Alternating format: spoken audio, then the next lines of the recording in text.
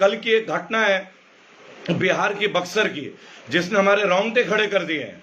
जी हाँ दोस्तों, जब हमने न्यूज चैनल में देखा और तमाम मेरे साथी जर्नलिस्ट हैं, जब उन्होंने मुझे फोन किया और बताया कि ऐसी ऐसी स्थिति है और भयावह स्थिति है, कोई नॉर्मल स्थिति नहीं है, तो ये लग रहा है जैसा कोरोना का बहुत बड़ा एक सच जो वो छुपाया जा रहा है हम सभी से। जी हाँ दोस्तों, बिहार के बक्सर में गंगा नदी के घाट में नदी में बहते हुए 40 से 50 डेड बॉडीज मिले हैं। 40 से 50 डेड बॉडीज, और वो भी मतलब सड़े गले अवस्था में, ब्लोट हो रही हैं, फूली हुई लाशें हैं और बेनामी लाशें हैं। और जहां तक लोगों को लग रहा है कि ये कोरोना के, कोविड के पेशेंट्स रहे, जिनके घर वाले जो हैं, जो डर से या जिनका क्रीमेशन नहीं किया जा सका, जिनका अंतिम दाह संस्कार नहीं किया जा सका, उन लोगों को शायद नदी में फेंक दिया होगा या डाल दिया होगा। 40 से 50 डेड बॉडीज बक्सर के चौसा जगह में, मैं आपको बताना चाहूंगा बिहार में भयावह स्थिति। जब से ये वीडियो लोगों ने देखा, अत्यंत लोग भयभीत हैं, लोगों के मन में बहुत शंकाएं, खुद मेरे मन में भी है, आपके मन में भी होगी। लेकिन सबसे पहले मैं श्रद्धांजलि अर्पित करूंगा उन तमाम परिवारों को जिन्होंने अपने परिवार के इतने लोग खो दिए, क्योंकि ये जो 40 से 50 डेड बॉडीज है, ये भी किसी परिवार का सहारा रहे होंगे। दोस्तों आइए लाइव सेशन में आप लोग सब आइए, इस वक्त बहुत जरूरी है। ब्रिजेश जी लिख रहे हैं कि वो चौसा से 15 किलोमीटर दूर में आप लोग सुरक्षित रहिएगा। एक बहुत बड़ा प्रश्न है दोस्तों, बहुत बड़ा प्रश्न, कि 40 से 50 डेड बॉडीज, जबकि कई न्यूज चैनल कह रहे हैं ये 100 से भी ज्यादा हो सकते हैं, और ये रियलिटी नहीं है जो कि टेलीविजन में दिखाया जा रहा है, ये टीवी चैनल वाले ही बता रहे हैं। कल हमने नेशनल मीडिया के सैटेलाइट चैनल में काफी सारा जगह देखा, उसमें जब देखे कि 40 से 50 लाशें बह के आ रही हैं, तो कहीं ना कहीं मन में एक भय उत्पन्न हो रहा है कि क्या कोरोना का सारा जो डेटा है वो बताया नहीं जा रहा, वो छुपाया जा रहा है। क्योंकि सरकार के जो आंकड़े हैं मौत के, चाहे अस्पतालों के, वो तो उन लोगों की है जो अस्पताल में दम तोड़ रहे हैं, लेकिन उन लोगों का क्या जो अस्पताल तक पहुंच ही नहीं पा रहे हैं, या जिनको अस्पताल के लोग अपने यहाँ जगह नहीं दे रहे हैं, या जो लोग अस्पताल एफोर्ड नहीं कर पा रहे हैं, जिनके पास पैसे नहीं है, उनकी मृत्यु का डाटा कहां से आएगा। लेकिन दोस्तों, गंगा जी में 40 से 50 लाशों का बह के आना, बक्सर में जो स्थानीय डीएम है उनका कहना है कि ये बक्सर के डेड बॉडीज नहीं है, वहां के लोगों की लाशें नहीं है, ये उत्तर प्रदेश से बह के आई होंगी, क्योंकि बहुत सारे उत्तर प्रदेश के जिले आपस में टच है बक्सर से, जैसे कि इलाहाबाद है, बनारस है, बहराइच है। तो अभी इसके ऊपर जांच पड़ताल नहीं हो पा रही, क्योंकि लाशों का जो स्तर है, जो डेड बॉडीज का रूप है, वो पूरी तरह से ब्लोटेड हो गया है, फूल गया पानी में सड़ने की वजह से। मैं चाहूंगा ज्यादा से ज्यादा लोग आप लाइव पे आए मेरे साथ और प्रार्थना करें उन तमाम लोगों के लिए, क्योंकि इस तरह से अकाल मृत्यु लोगों की हो रही है, कहीं ना कहीं बड़ा दुख का, बहुत कष्ट का विषय है दोस्तों। लेकिन कहां है हमारी केंद्र की सरकार, और कहां है हमारे राम राज्य की स्थापना करने वाले बीजेपी के बड़े बड़े नेता। इतना बड़ा वक्त मिला था इन लोगों को, और रोज नई नई खबरें आ रही हैं, हर जगह से दर्द की खबरें आ रही हैं, और अधिक राजनीति की बात ही नहीं है, कोई पार्टी की बात नहीं है।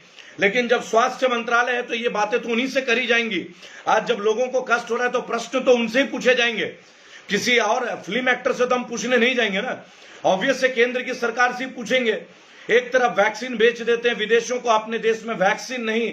अब देखिए गंगा जी में 40 से 50 डेड बॉडीज का बहना, आप ये समझ लीजिए लोग भयभीत है। ये कैसा दौर है जहां लोग अपने माता पिता का दाह संस्कार करने से भी डर रहे हैं, अपने भाइयों का दाह संस्कार करने से भी डर रहे हैं। लेकिन सैल्यूट है उन तमाम लोगों का जो इस दौर में भी आके लोगों के लिए शमशान घाट में भी ड्यूटी दे रहे हैं। सलाम है एम्बुलेंस के ड्राइवरों का, सलाम है फ्रंट लाइन हेल्थ वर्कर्स का, तहे दिल से आप लोगों का नमन है। ऐसे मुश्किल दौर में आप इतना बेहतरीन काम कर रहे हैं, ये कोई मजाक का विषय नहीं है, बहुत बड़ी बात है, बहुत बड़ी हिम्मत की बात है, बहुत बड़े जज्बे की बात है।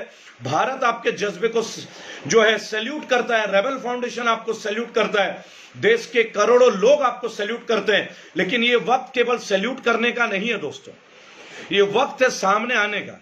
आपने देखा होगा मेरा एक लाइव वीडियो में, मैं शमशान घाट से लाइव था, वहां भी लोग डर रहे थे, और मैं चाहता था कि लोगों का डर हटे, क्योंकि कहीं ना कहीं हम अगर जीते जी किसी की मदद नहीं कर पाए तो कम से कम अंतिम दाह संस्कार में तो हम मदद करें, या वो भी ना करें। और मैं बता दूं, राज्यों के पास इनसफिशिएंट चीजें हैं। अस्पतालों में बेड नहीं है। आज सेंटर की जो वर्किंग पॉलिसीज है, डॉक्टर हर्षवर्धन पूरी तरह से आप फेल हो चुके हैं सर, पूर्ण तरह से आप फेलियर हैं। पता नहीं आपको कैसे स्वास्थ्य मंत्री बनाया गया। आपके पास इतना लंबा टाइम था 2020 से 2021 तक का, अगर चाहते तो भारत बहुत अच्छे तरह से प्रिपेयर हो सकता था, लेकिन नहीं, आप लोगों को आईपीएल में इंटरेस्ट था। आज आप लोगों की वजह से हमारे देश के खिलाड़ी पॉजिटिव हो गए, कई सारे आईपीएल के खिलाड़ी पॉजिटिव हो गए, और जब क्रिकेटर्स पॉजिटिव हो गए तब इनको समझ में आया कि क्यों ना हम जो है आईपीएल को भी सस्पेंड कर दें। लेकिन आज सोचिए, नदी में लाशें बह रही हैं, क्या है इसका राज? कहां से आई ये लाशें और कौन जवाबदेह होगा इन लाशों का? और अगर ये लाशें अस्पताल से बहा दी गई होंगी तो इसकी जानकारी कहां से मिलेगी? देखिए दोस्तों, तरह तरह के वीडियोज आ रहे हैं। आपने देखा होगा मुजफ्फरनगर मेडिकल कॉलेज के एक वीडियो आया था, उस लड़के ने ये कहा, मैं मुजफ्फरनगर गया था अभी, उन्होंने कहा कि मेरी वाइफ प्रेग्नेंट है और नेगेटिव थी, लेकिन उसको अस्पताल में डाल दिया गया और अगले 4 घंटे में वो डेथ कर गई। उनके पेट में 6 महीने का बच्चा था। सैनी, मैं आपको बताऊंगा, रोते रहे वो अपने पिताजी के साथ अस्पताल में, किसी ने सुध नहीं ली। आखिर ये क्या हो रहा है? आखिर हर डेथ को कोरोना का नाम क्यों दिया जा रहा है? ऐसी क्या बात हो गई कि लोग हार्ट अटैक से नहीं मर रहे हैं, लोग शुगर से नहीं मर रहे हैं, लोग कैंसर से नहीं मर रहे हैं? क्या कोरोना ने सारे बीमारियों का अंत कर दिया है? इसका मतलब क्या कोरोना दूसरे बीमारियों के लिए भी घातक है? तो इसका मतलब कोरोना ही इंजेक्ट कर दे तो बाकी बीमारी खत्म हो जाएगी? आखिर कहीं से भी स्वास्थ्य मंत्रालय कुछ जवाब ही नहीं दे रहा है, पूर्णतः लोगों के सामने नहीं आ रहा है। हमारी देश की जनता जो है अब सजग हो रही है, और अगर अभी भी सजग नहीं होंगी, बहुत सारे लोग लिखते हैं 5G की टेस्टिंग के लिए, लेकिन यहां भी बीजेपी के आईटी सेल के कुछ लोग आ जाते हैं, कहते हैं टेक्नोलॉजी को आप लोग रोक रहे हैं। अरे भाई, क्या करना है टेक्नोलॉजी का? इतना टेक्नोलॉजी है। आपका वैक्सीन तो म्यूटेंट के ऊपर वर्क नहीं कर पा रहा है। अभी अभी पश्चिम बंगाल के एक विधायक आईसीयू में है, जो महज 10 दिन पहले कोरोना का वैक्सीन लगाए थे। मैं उनको रिकॉर्ड करने गया था, मैंने उनसे कहा था अभी मत लगाइए, थोड़ा वेट कीजिए, पहले रिएक्शंस और रिपरकशंस देखिए। कोई भी चीज को दोस्तों, जब हम कोई गाड़ी खरीदते हैं ना मार्केट में, तुरंत जाके नई नहीं खरीद लेते, हम उसका सर्वे रिपोर्ट देखते हैं। हम ये देखते हैं कि मार्केट में 3 महीने चलने के बाद उसकी कमियां आती है नहीं आती है। इसी तरह हम लोगों को अपने इम्यूनिटी के ऊपर पहले वर्क करना चाहिए, अच्छे डाइट के ऊपर हमें वर्क करना चाहिए। कम्युनिकेबल डिजीज है तो उससे बचने के साधन हमारे देश में तमाम आयुर्वेद यूनानी मेडिसिन के एक से एक डॉक्टर हैं, और केंद्र की जो सरकार है वो तो शुरू से ही कहती है कि भाई आयुर्वेद का प्रचार करते रहे, तो इतनी जल्दबाजी में क्यों? जब आपको पता है कि म्यूटेंट लेवल अब चेंज हो रहा है। आपने 1 साल पहले का वैक्सीन लोगों को इंप्लीमेंट किया, कई लोगों के शरीर में खून के थक्के बन रहे हैं, काला काला दाग आ रहा है, और कई लोगों के नाक से ब्लीडिंग हो रही है। उनका क्या? उनके ऊपर कौन सा आपका रिएक्शंस है? उनकी रिपोर्ट्स क्या? उनको दोबारा अस्पताल में जगह नहीं मिल रही है।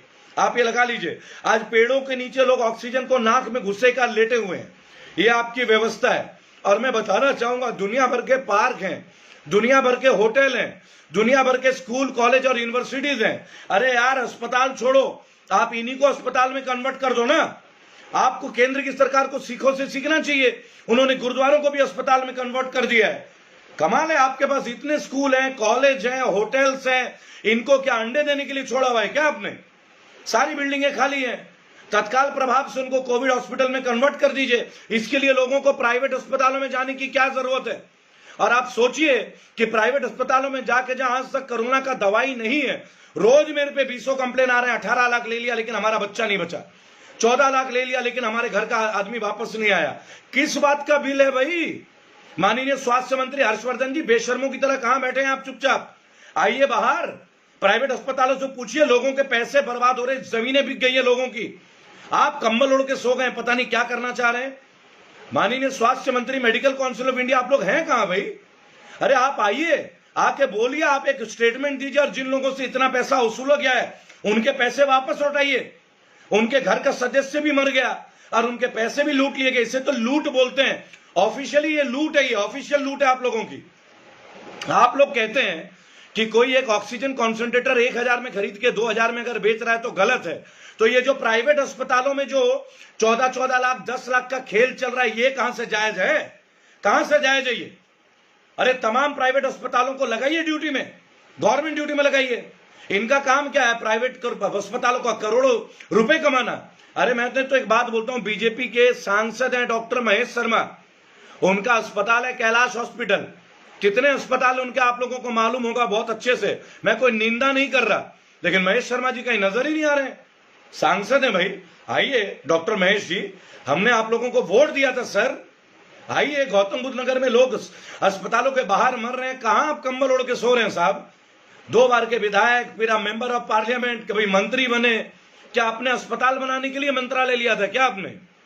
या अपने अस्पताल बनाने के लिए एमपी एमएलए बने थे आप लोग?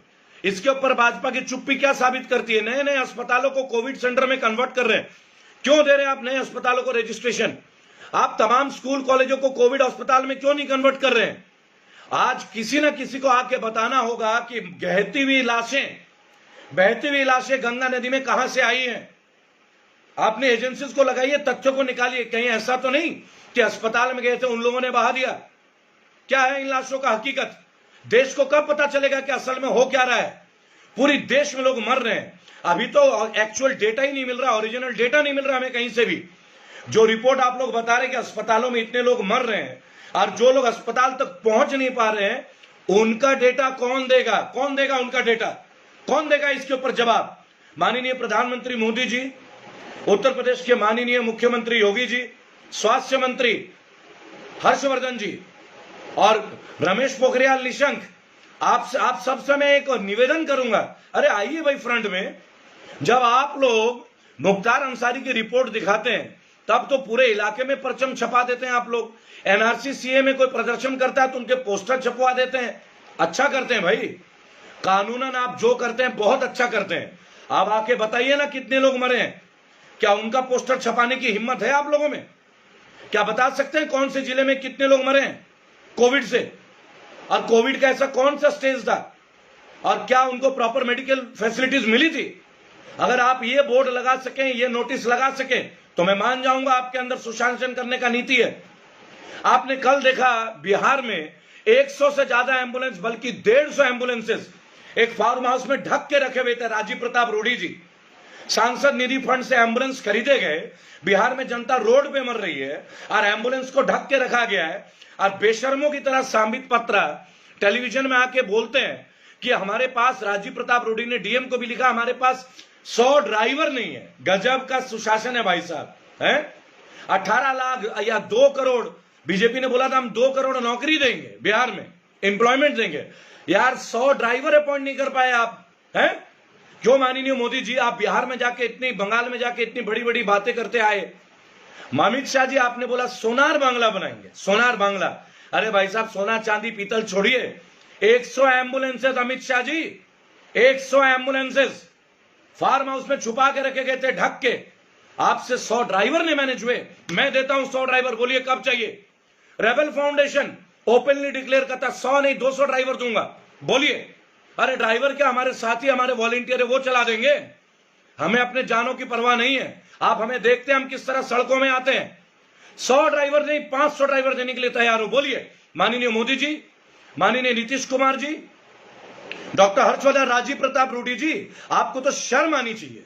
अरे पप्पू यादव ने तो आपका पर्दाफाश किया, आप पप्पू यादव से कहने लगे तुम ला दो, तुम चला लो। यार क्यों भाई, आप क्यों सांसद बने? आप लोगों ने सांसद निधि फंड से वो एम्बुलेंस खरीदे थे।